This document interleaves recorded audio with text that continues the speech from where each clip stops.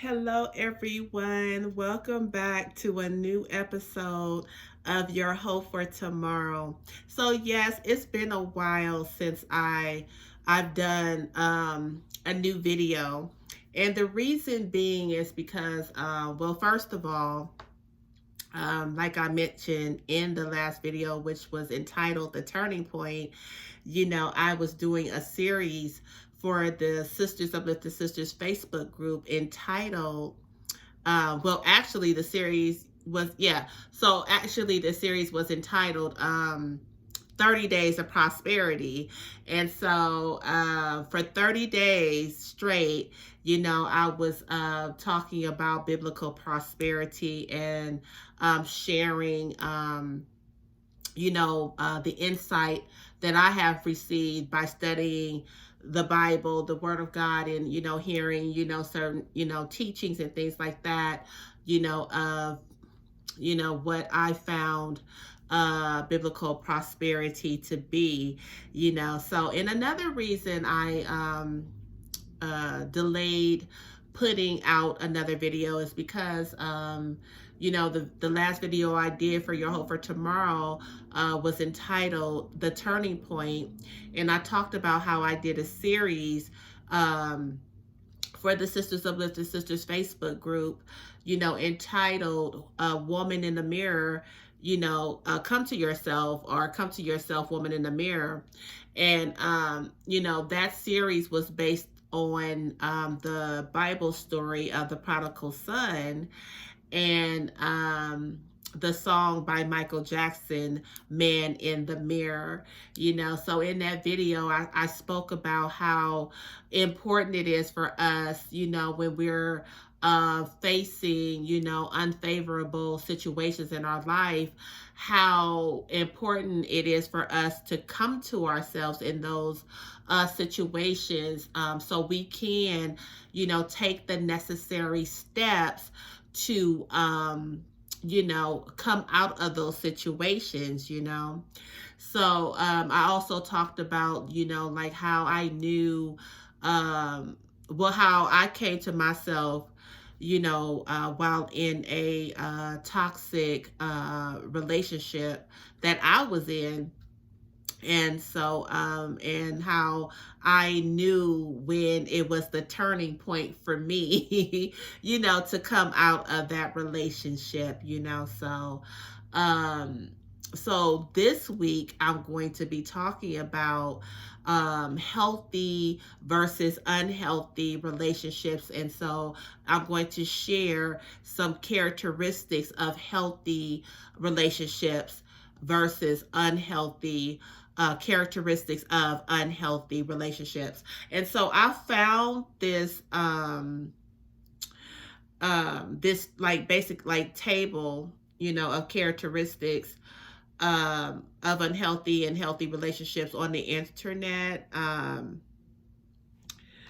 want to give the person credit, but yeah, well, it says respect team. So respect team, I'm sharing the characteristics you posted on the internet about healthy versus unhealthy relationships. Okay, and this is important to know because like something else I mentioned during another video that I did, if you grown up in an unhealthy environment, okay, if you grew up in an environment where you may have been exposed to unhealthy relationships, that's pretty much all you know what I'm saying? So you don't even know, possibly you don't even know what a healthy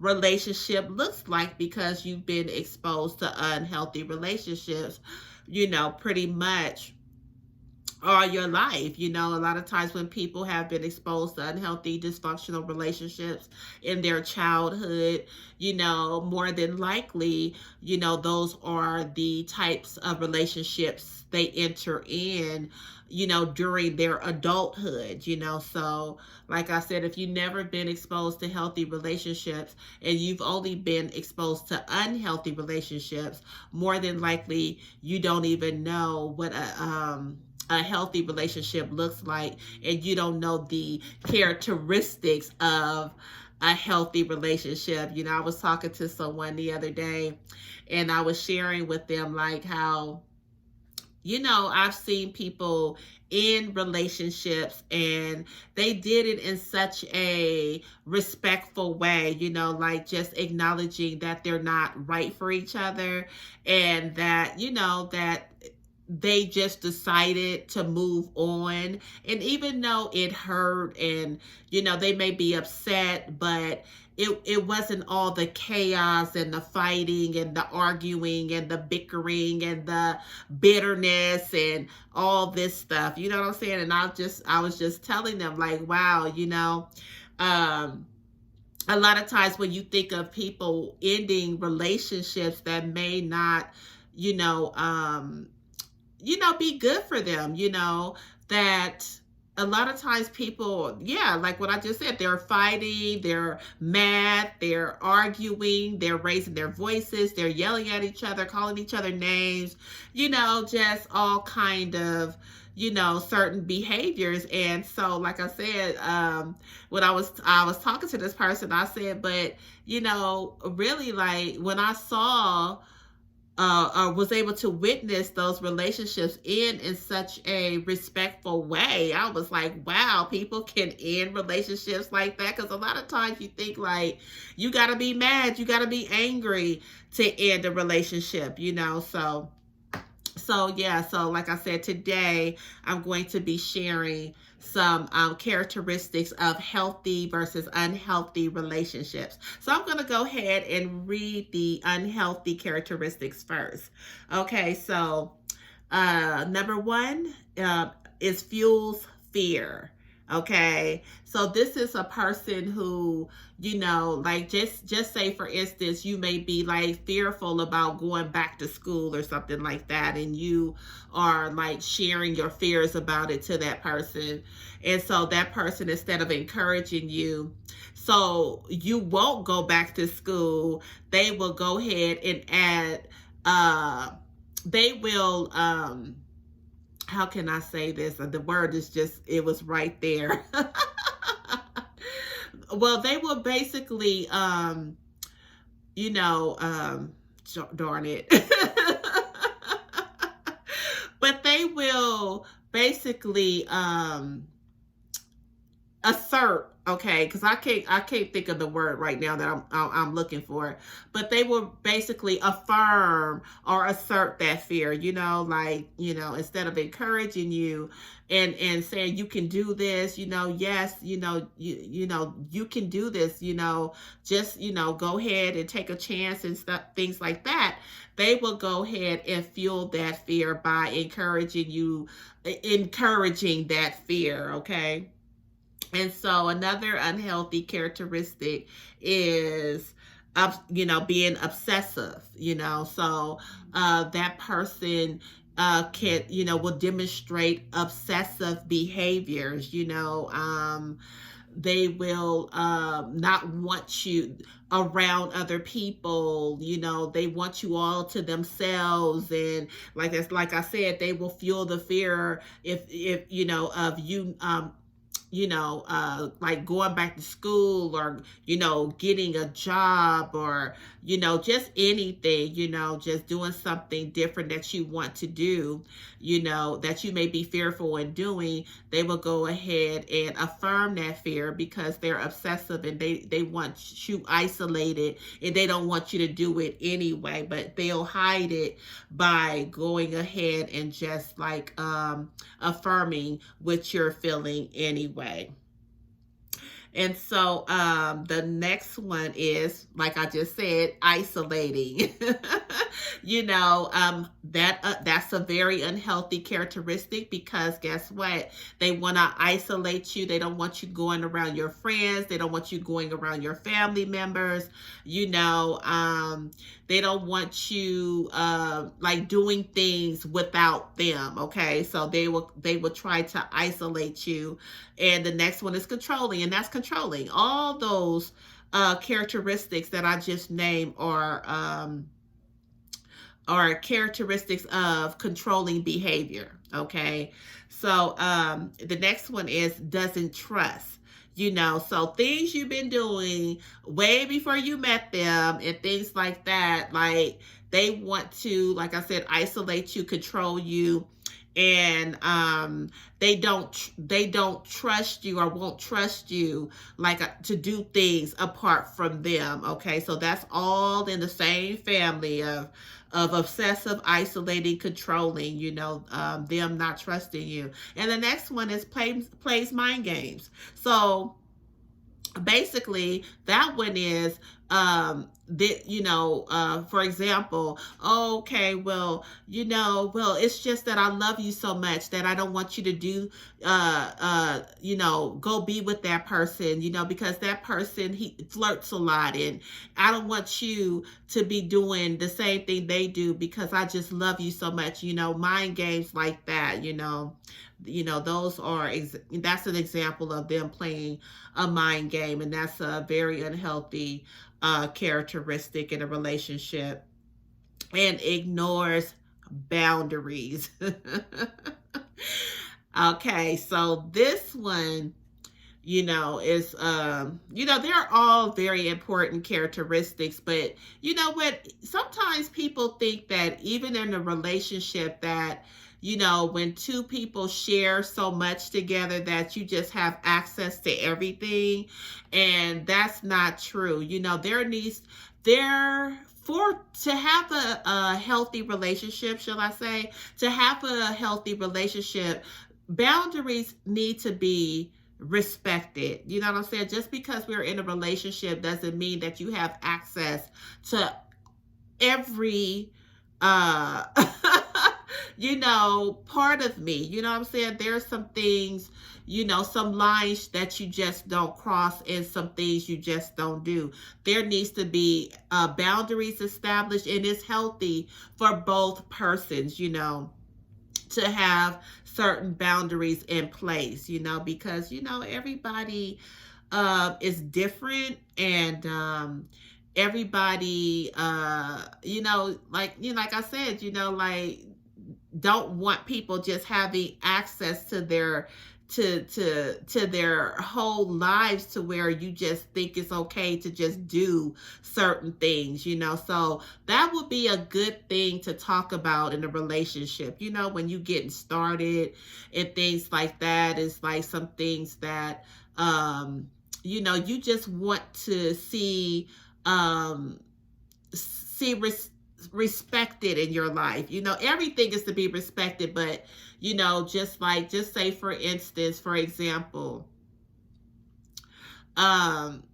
you're having a girls' night out or something like that, and you made it clear to your significant other that me and the girls are going to go out, have some dinner, and just hang out and things like that. And then you're going to be at this restaurant or whatever. Next thing you know, they pop up at that restaurant.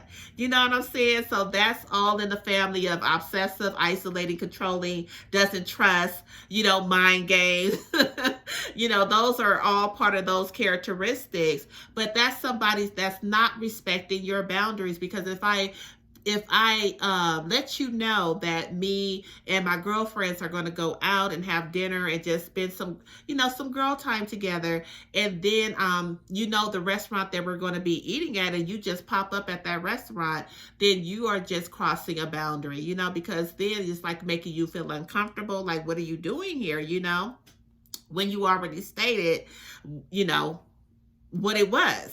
So that's boundaries definitely have to be established in relationships, and it's okay, to have some boundaries, as long as they're healthy boundaries. And I'm not talking about, like, things that promotes disrespectful behavior in a relationship, like I'm saying, like other women calling the phones, or other men calling you for, like for reasons that are not okay, not like that. I'm just saying, like, there has to be some boundaries in relationship, that should be respected, and both parties should be able to have some boundaries in place. And like I said, that would be a good in any relationship for two people to come together and just talk about some boundaries and establish some boundaries. Because just because we're together, just because I'm your wife, just because somebody's your husband, like, doesn't mean that you get to just cross certain lines and boundaries. There are healthy boundaries that should be and need to be established. Okay, so tries to get something by giving. Okay, so this is one, that it is like, how can I say, mind games. Okay, mind games. So basically, let's just say uh two people, in a relationship, get into a fight. And so, to like kind of win you back over, they'll like give you something, in hopes of you forgiving them, but they're not really sincere about it. It's just basically just to, give you something to just like stop you from being mad at them, and to forgive them, but they're not really sincere about it, So things like that, tries to get something by giving, you know. And another one is tries to change the other person. So that's like basically, like I said, if somebody decides to go out, with their girlfriends or something like that, and the person tries to isolate them and remove them from their friends, their family members, or, even things that they like to do, like certain activities that they like to do and grew accustomed to doing, before they met that person, that's very unhealthy as well. And here's another one: doesn't encourage individual growth. Okay, so that's like the example that I gave about going back to school. That instead of, if you stated some fears about going back to school, they'll fuel the fear by affirming that fear instead of encouraging you to go ahead and go for it and try it. Or they just like, if you want to, you know, um, if you want to change, and like this, let's just say you want to take a class to better yourself, or a course, or things like, things like that, and then they'd be like, oh, that's stupid, you don't need to do that, and they'll just kind of play it down to make you feel bad about wanting to do something good for yourself. Okay, so the last one is needs others to feel happy or valuable. And now, so these are people who just have to be in a relationship, like these people cannot be on they're on their own or alone, and they have to be in a relationship. And they'll make you feel guilty, and try to take up all your time, want all your time, don't want you with around nobody else. Like I said, they go that isolating, unhealthy characteristic again. So like these people, they have to be in a relationship, they want you all to themselves, and things like that. So those are some unhealthy characteristics of relationships. So now I'm going to go ahead and read the healthy characteristics. And these are just basically the opposite of what I just read, but I'll go ahead and read them anyway. So, has trust. What's the point of being in a relationship with somebody if you don't trust them? You know what I'm saying? Like, you can't just hold people hostage because you have trust issues. You know what I'm saying? You need to work on your trust issues if you want to have a healthy relationship, because a person should be able to be themselves and be able to go and do things without feeling guilty or feeling pressured not to do them. You know what I'm saying? So you definitely have to have trust in a relationship, because if there's no trust, what's the point? Okay. And then the next one is, be supportive. So even if a person does, let's just say, want to go back to school or take a course or developing themselves more, something that's going to enhance their life, that person should be supportive and not feel intimidated by that person's individual growth. You know what I'm saying? You should be that person's cheerleader and be be encouraging and supportive, and that goes both ways. Okay. Okay, sorry about that. I had to stop the video for a second. Okay, so I think I left off on isn't controlling, so that person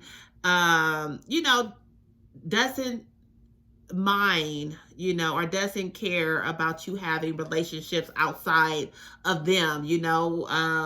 You're able to do things with your family, do things with your friends freely, without them making you feel guilty about it. Your coworkers, or whatever. Go take a walk at a park, or go to the mall, go shopping. That person is fine with that. They are confident, and they like your confidence. They're not intimidated by your confidence or your or your other relationships. Okay. And the next one is doesn't play games. So they're not going to play all those mind games and trying to guilt trip you and not to having other relationships, friendships, and doing things outside of them and all that stuff, and doesn't accuse you. Oh, what I meant to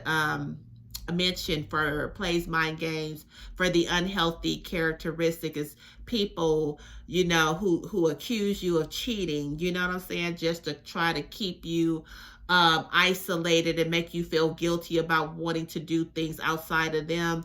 That's a big mind game right there, when they know you're not doing anything like that, but they accuse you of that anyway, because they want to make you feel guilty, and isolate you. So yes. So yeah, they don't play mind games. They respect you. They love you. And they, like I said, they love your confidence. They love your independence, and they're very confident in you doing things outside of them. Okay. So, and the next one is encourages growth. And they're, that is, being supportive, being happy to see someone going after something that's going to enhance their quality of life or enhance their life in some kind of way, going back to school, applying for, a better job, or whatever, encouraging them to go, get their hair done, their nails done, their eyelashes done, going shopping, that person is very confident within themselves, that they don't, they're not going to be bothered by that, so. And the next one is accepts boundaries, that they're okay, with you having some boundaries, and they have some boundaries of their own, and that you guys discuss those boundaries and you're good with those boundaries, and that those having those healthy boundaries in place helps your relationships, Okay, and so respects differences.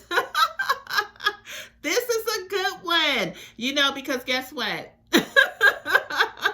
Just because two people in a relationship doesn't necessarily mean that we're just so much alike. You know, you respect my differences. You respect my if I have a different opinion about something, you respect that. I don't have to just agree with you all the time, and you don't have to agree with me all the time. That we can respect our differences and love our differences, because you know differences give people a different perspective on things. So there's nothing wrong with, you know, being different. We don't have to be just alike and agree on everything, you know, and we should be good with that.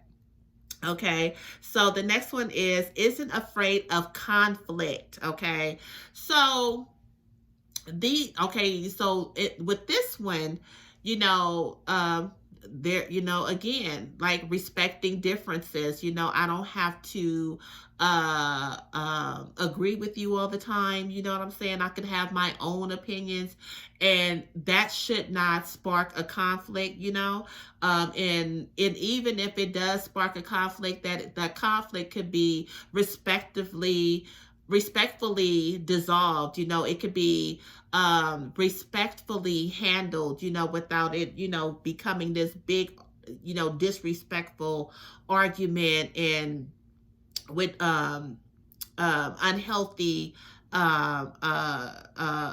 unhealthy arguments and behaviors and things like that. Okay, so the next one is encourages individuality, just what I just said. You know, we don't have to be the same. We can have different opinions and things like that, and it shouldn't be a problem. Okay, and so the other one is what's the best for the other person. And yes, people should be able to, two people in a relationship should be able to encourage each other, you know, and want the best for each other, you know, not trying to deprive one another of anything, but both parties wanting the absolute best for each other. Because guess what? That's going to, that saying, happy wife, happy life, you know. You know, and then when you're making your wife happy, or the wife is making the husband happy, look how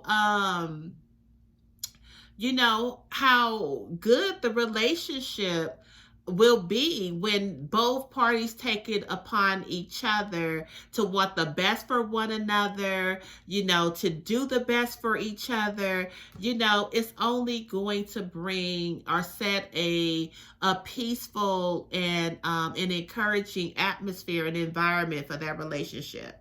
Okay, and so the last one is doesn't try to change the other person. So, you know, a lot of times people get together and they have issues with that person, but, you know, they may have issues with something about that person, and but they say, oh well,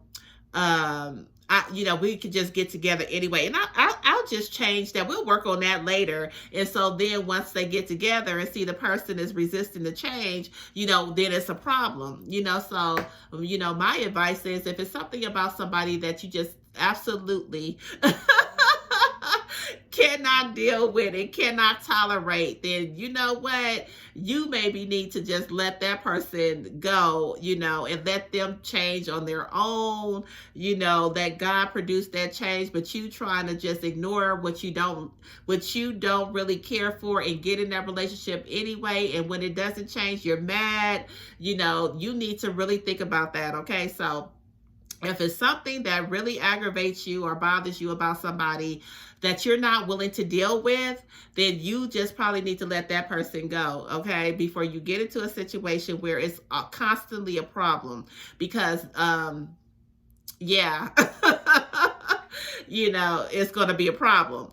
You know, so, so those are some unhealthy versus healthy relationship characteristics. I hope you all were able to learn some things through this, you know, and really like listen to them, write them down for yourself.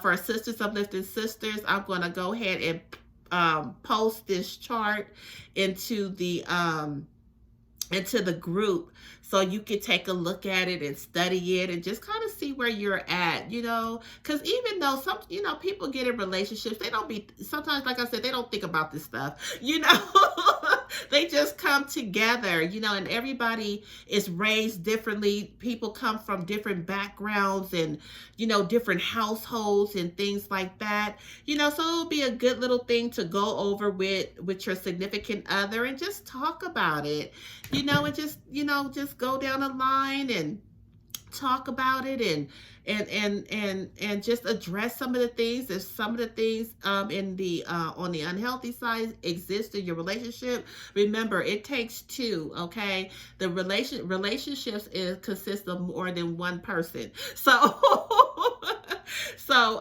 for change to happen, both parties have to be willing to go about to produce that change in their lives, and like I said, things could be worked out respectfully, you know what I'm saying? Discussed respectfully, worked out respectfully, but it's up to the two people who are in that relationship. And if you want your relationship to work, hey, why not do what is necessary to help that relationship to work. So like I said, I hope you all learn something. Write them down, and go over them yourself or go over them with your significant other. Like I said, the Sisters of the Sisters Facebook group, I'm going to go ahead and post this chart into the group. For those of you who may want to join the Sisters of the Sisters Facebook group community, I will post the link to the group in the description box below. And so, and if you know somebody who's in an unhealthy relationship, you can go ahead and go over this chart with them as well. For those of you who are parents, hey, show this to your children. Teach this to your children so they can understand the characteristics of a healthy and unhealthy relationships. Okay, that will be so important to do. We really got to start them young.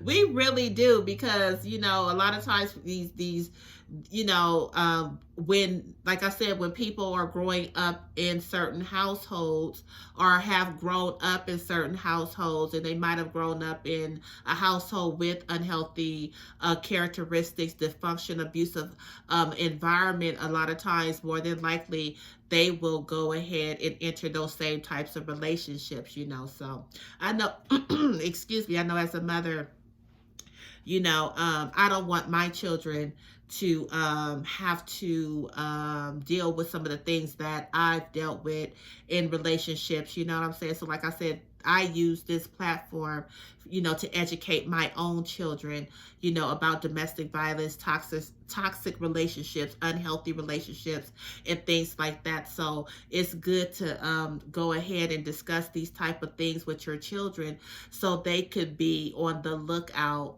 They can understand these things, and then once they get older, they can identify these things in people when they begin to date and things like that, so